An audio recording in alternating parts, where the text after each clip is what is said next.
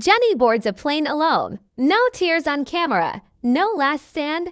No dramatic goodbye. And somehow, that silence hits harder than any fight ever did. This was the moment everything changed. Not because someone yelled, but because nobody did. For years, this marriage survived on noise, arguments, family pressure, constant tension. Then suddenly, Jenny leaves India and the volume drops to zero. Sumit stays back. No chase, no panic, no urgent push to fix anything. And when a relationship built on survival goes quiet, something deeper usually breaks first. This opening lands fast because it feels final in a strange way. Not official, not announced, emotional. Jenny walking away alone tells a story words no longer need to explain. Viewers expected fireworks. What they got instead was calm. And calm at this stage feels unsettling. You feel it in your chest. The kind of calm that shows up after someone stops trying. What makes this moment hit harder is context. These two fought through everything: age gap, cultural walls, family rejection, years of waiting. Noise kept them connected. Conflict kept them moving. Now, there is space, physical space, emotional space. And space exposes what noise used to hide. Sumit does not rush to pull her back. Jenny does not beg to stay. The absence of urgency speaks louder than any argument ever did. When nobody is fighting, it raises a different kind of alarm. Not about anger, about energy. Or the lack of it. This does not feel like a break. It feels like a pause after a decision already formed. The marriage did not explode. It softened, it thinned out. And thinning out is how many relationships end while everyone still acts polite. Stay with this moment, because the calm hides a reason nobody wants to say out loud. And once you see it, the entire marriage looks different. To understand why this silence feels so loud, you have to rewind fast. Jenny and Sumit were never a calm love story from day one. Their relationship ran on resistance, big age gap, different countries, different expectations. His parents said no on repeat. Society side-eyed them. And still, they pushed forward like love was a full-time job with no days off. Their bond formed under pressure.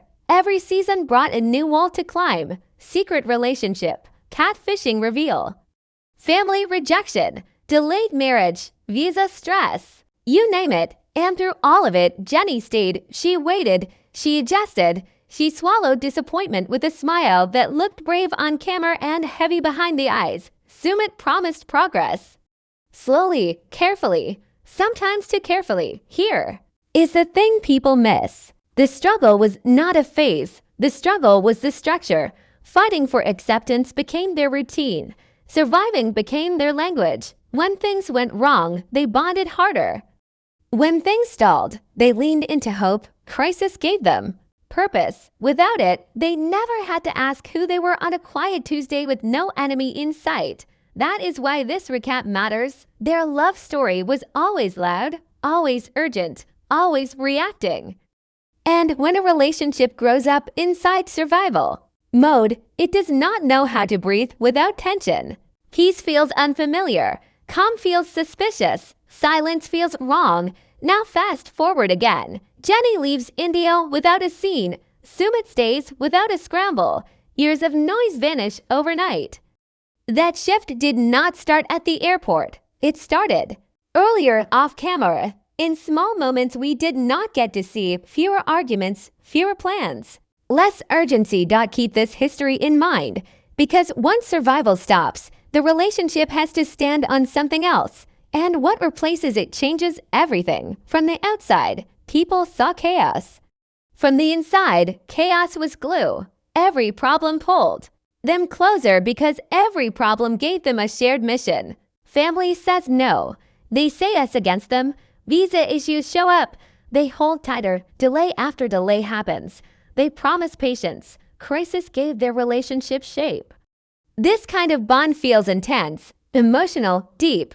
And in many ways, it was. When everything pushes against you, loyalty feels heroic. Jenny did not stay because it was easy. She stayed because staying meant something. Endurance became proof of love. Sumit learned to survive inside constant pressure. He balanced Jenny's needs with family duty, not smoothly, not cleanly, but consistently enough to keep things going. Behavior-wise, this matters. When a couple grows inside tension, calm never becomes the goal. Survival does. You do not ask if you are happy. You ask if you made it through another week. You do not build ease, you build tolerance. That works for a while, sometimes for years. There is also a reward loop here. Every obstacle cleared feels like a win. Every delay survived feels meaningful. That kind of pattern trains the brain to associate struggle with connection.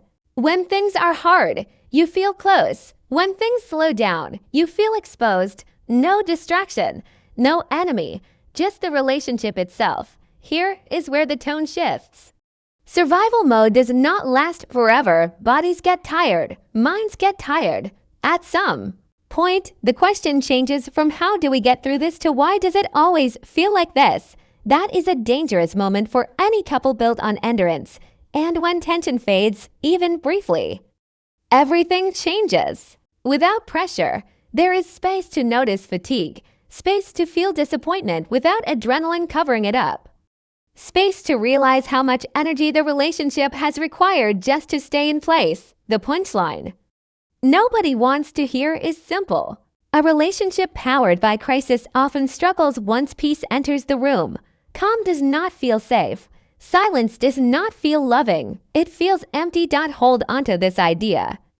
Because when peace shows up in a survival-built marriage, it does not heal the bond. It tests whether anything else was ever there. Once Jenny lands back in the United States, something shifts, and it is subtle but impossible to ignore. Her posture changes, not physically, emotionally. The urgency drains out of her voice. The pleading energy fades. For years, she pushed.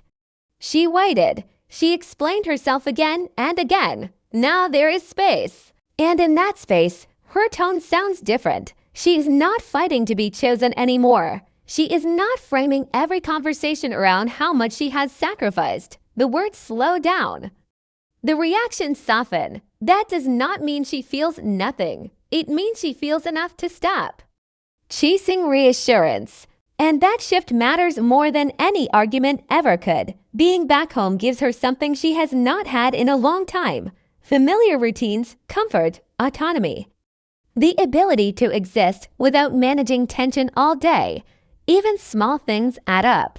Simple errands, conversations without cultural strain. A life that does not revolve around proving commitment. When someone experiences ease after years of pressure, clarity tends to follow.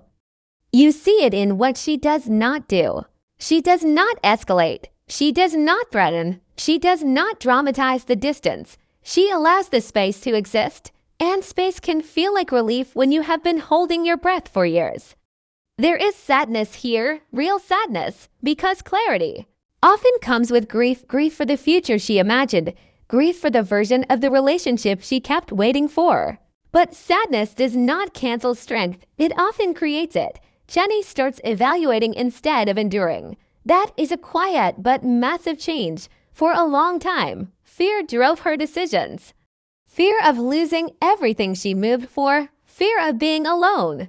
After giving up so much, distance dulls that fear. When fear loosens its grip, power shifts without anyone announcing it. She is no longer operating from panic. She is operating from reflection. And reflection changes priorities. It changes tolerance. It changes how much effort feels reasonable to give. Watch this shift closely, because when one partner gains calm and clarity while the other stays rooted in the old dynamic, the balance of the relationship flips without a single word spoken. For most of this marriage, the emotional weight leaned one way. Jenny feared losing everything she had uprooted her life for. That fear shaped her behavior. She waited longer. She accepted less. She kept showing up even when progress stalled. Fear does that. It makes endurance feel necessary. Now the fear loosens. Distance does that too. Being back in the U.S. reminds her she still exists outside the marriage, friends, familiar places. A sense of self that does not depend on approval or promises. When fear fades, evaluation steps in, and evaluation changes leverage. Emotional leverage is simple. The person who needs the relationship more works harder to keep it. 4 years? That was Jenny. She carried the anxiety. Sumit held the center. He had roots, family, cultural grounding. That imbalance shaped every compromise. It also shaped the pace, slow, careful, delayed. Once Jenny steps out of that environment, the balance starts shifting. Her anxiety drops, his rises, she pauses, he stays where he always has been. When one partner starts breathing easier away from the relationship, the dynamic flips quietly. This is where the tone sharpens. Distance does not always end relationships. Some couples grow stronger apart. Space can reset emotions. That counterpoint matters. Separation alone does not equal closure. But separation paired with calm tells a different story. Calm suggests relief. Relief signals something was heavy. Sumit's position becomes more exposed here. He does not escalate. He does not make a loud effort to close the gap. There is no visible rush to redefine the future. That absence speaks. When urgency disappears on both sides, momentum stops. Behavior tells a story. Jenny no longer centers her life around waiting. Sumit does not disrupt the distance. Neither panics, neither pushes in relationships. That combination often means something already settled internally. The cliffhanger sits here. Sumit's reaction matters more than words. Action would signal hope. Silence signals comfort with distance. Comfort with distance changes outcomes. Pay attention to the quiet here, because silence sends the loudest message. And once emotional leverage shifts, relationships rarely return to the old balance. When the focus turns to Sumit, the story slows down. Not because nothing happens, but because what happens lives in restraint. For years, he carried pressure from every side, loyalty to family, commitment to his wife. Cultural expectations pulling in opposite directions. That weight does not vanish. It settles into the body. Over time, stress stops looking dramatic and starts looking quiet. Sumit's behavior stays consistent. He does not explode. He does not lash out. He withdraws. Conversations lose energy. Responses feel measured, not cold, tired. This is what long-term internal conflict often produces. When every choice hurts someone, doing nothing feels safer. Family. Loyalty shaped his decisions from the start. Approval mattered. Harmony mattered. Avoiding open conflict mattered. That pattern trained him to delay, to soften responses, to wait for pressure to ease on its own. In many cultures, patience gets praised, but patience inside a marriage has a cost. When one partner keeps waiting alone, the silence matters here. Silence is not neutral. Silence communicates capacity. It shows how much someone has left to give. When Jenny steps back, Sumit does not step forward. He does not match the shift with urgency. He stays steady, and steady can feel grounding or detached depending on timing. Avoidance does not always mean lack of love. Sometimes it means overload. When emotions pile up without resolution, the system shuts down. Low energy replies. Short conversations, fewer attempts to repair. The relationship keeps existing, but the spark to move it forward fades. This is where the open loop widens. Inaction feels passive, but in relationships, inaction still creates direction. Waiting becomes a choice. Distance becomes a condition. And over time, conditions turn into outcomes. Sumit does not appear cruel. He appears worn down. Yet weariness still shapes results. When one partner gains clarity and the other stays suspended, alignment breaks, movement slows, then stops. What happens next depends on response. Action signals investment. Silence signals acceptance of drift. And drift rarely leads back to closeness on its own. Sit with this hesitation, because when decisions stall long enough, the outcome stops waiting for permission and moves forward without warning. Fans are talking and loud. Social media lights up with opinions about Jenny and Sumit. Some defend endurance. They cheer her past sacrifices, call her brave for staying through delays, drama, and endless obstacles. Others praise self-respect. They see her leaving India alone and nod, saying, "Finally, she chose herself." Both sides clash in comments, threads, and memes. The reactions feel intense because the stakes feel personal. People connect with survival stories. They root for loyalty. They root for freedom. You know the tape, everyone has a take. The chatter shows how public pressure never sleeps. Every move they make is visible. Every pause analyzed. Every expression picked apart. That scrutiny shapes choices without anyone saying it out loud. Over time, performing for the cameras becomes part of survival mode. The relationship adapts to an audience, not just a partner, and that makes real decisions messy. Some fans hold hope. They think distance might reset things. Others sense finality. They notice calm where panic used to be and interpret it as a signal, and that split mirrors the emotional complexity inside the marriage.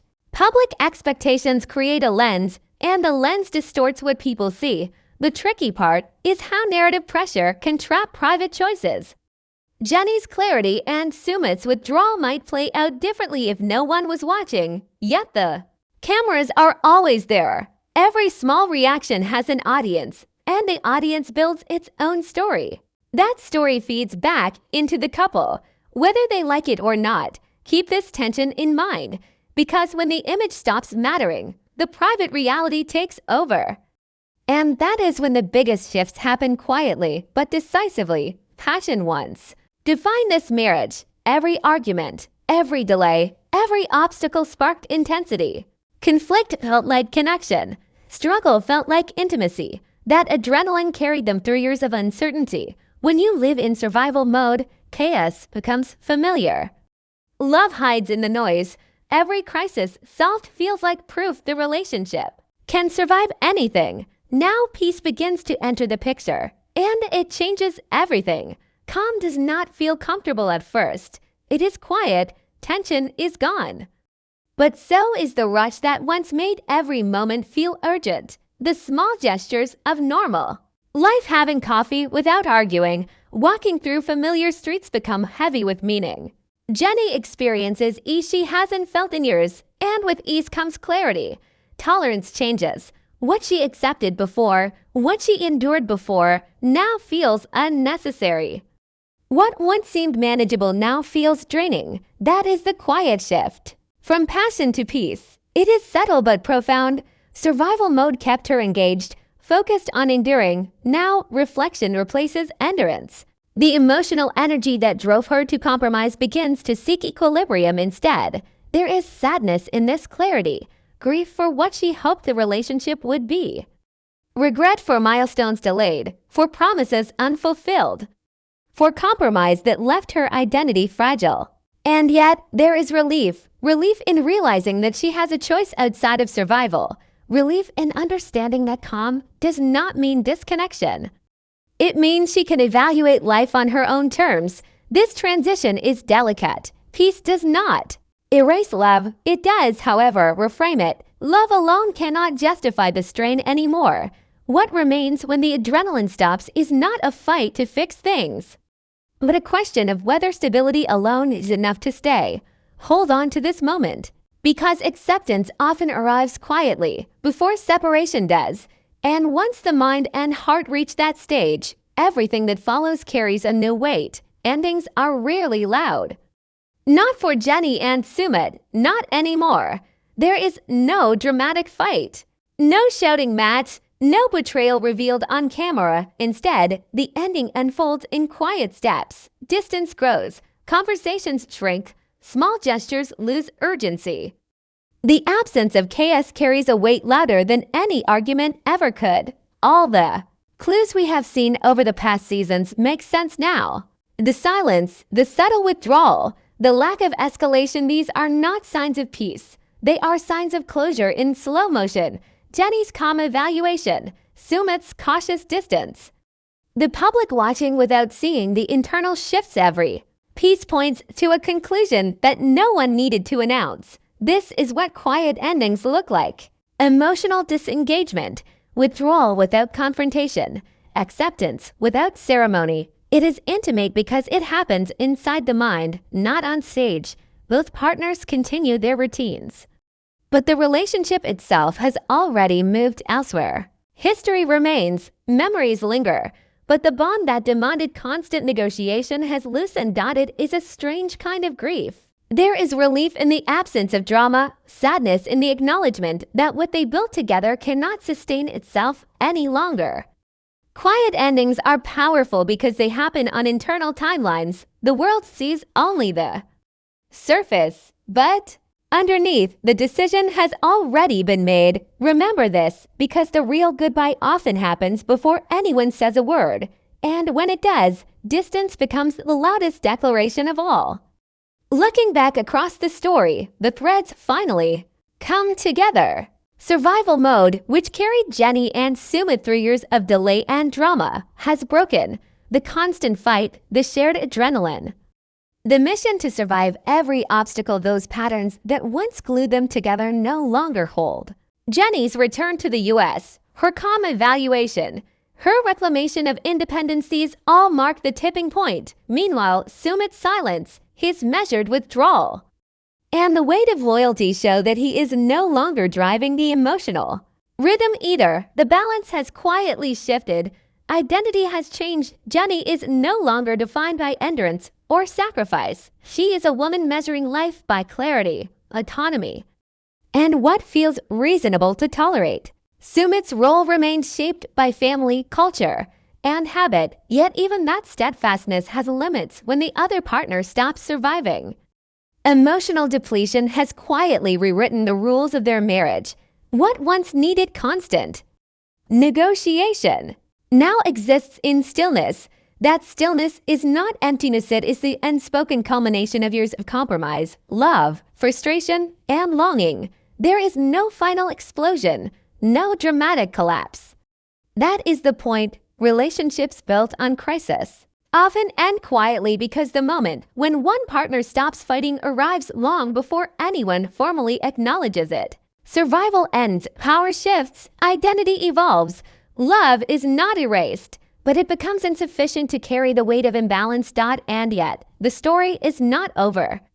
The cameras have not captured the internal timeline yet. What has already been decided inside their hearts and minds will eventually meet public attention. That collision of private clarity and public spectacle is where the next chapter begins. The tension between what has already happened and what will be seen on screen promises to be intense. Fans will react, narratives will form, and the emotional reality will challenge everyone watching to reconcile what they see with what actually unfolded. So stay tuned, because when the cameras finally catch up to choices already made, the story shifts again, and the quiet decisions of today may explode in ways no one expects tomorrow.